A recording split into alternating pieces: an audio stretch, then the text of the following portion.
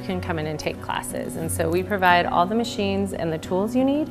Kelly Faw decided 2.5 years ago to move her business from Ballard to the heart of Pioneer Square. She says there were a lot of different aspects of Pioneer Square that attracted her to this part of Seattle. I think what's beautiful about Pioneer Square is that it's not a gentrification neighborhood. It's already had many renaissances and revivals, and I think there's a reason why people keep coming back down here. It's the oldest part of the city.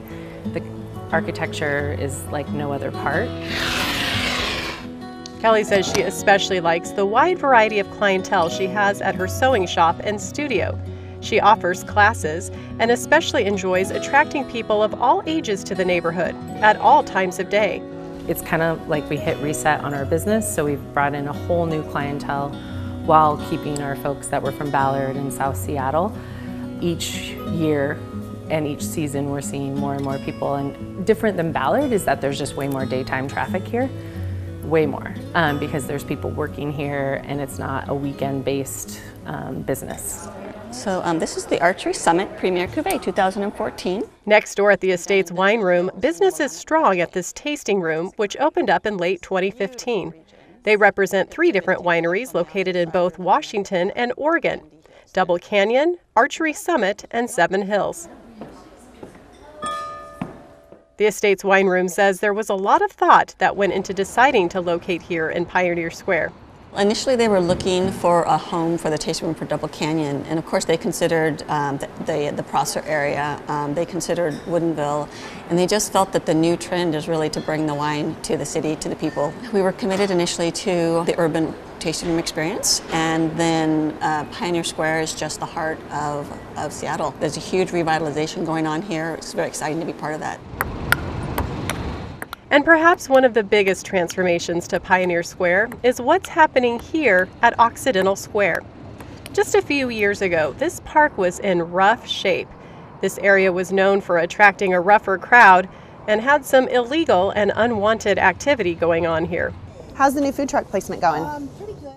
In 2015, the Seattle Parks and Recreation Department partnered with the Downtown Seattle Association and the Alliance for Pioneer Square to create a public-private partnership. The goal?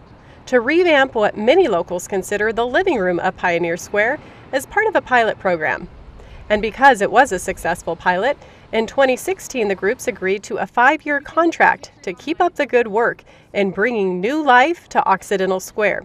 We decided to do a lot of light layer improvements, tables and chairs, bringing in food trucks, just making it a lively space for a diverse group of audience. You know, we have people here who are park regulars and who hang out in the park all day. We have people who come down for lunch and then go back up into their building, and we have people who come on the weekends to enjoy downtown along with tourists and everybody else in the mix. The Alliance for Pioneer Square is the driving force behind the overall transformation in the area. Created in 2010, this nonprofit is solely focused on improving the area, whether that's through advocacy or marketing. To make our public spaces more inviting and more walkable, we have staff who work all the time on getting trees trimmed and improving sidewalks and working with businesses so they can do more outside dining and just all of those things to make it a place that people want to linger. When the Alliance started in 2010, the retail vacancy rate in Pioneer Square was greater than 50%. In the last few years, dozens of new businesses have come to the neighborhood, including chef Matt Dillon's The London Plane and Weyerhaeuser, which is on the east side of Occidental Square. But it's not just about building up the infrastructure, it's also about building community. We talk about the retail recruitment that we've done for this neighborhood, but it actually has been done with a really strong community building lens, and we are building a neighborhood here where people are in relationship with each other. Yay! And if what's happening here continues to be successful, it could spread to other parks in Seattle, even some that haven't even been built yet.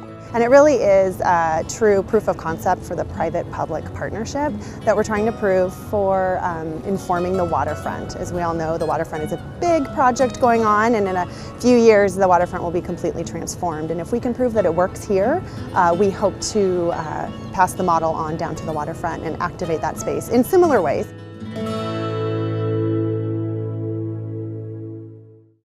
Watch CityStream Thursday nights at 7 on the Seattle channel. Or get video on demand and podcasts anytime at seattlechannel.org.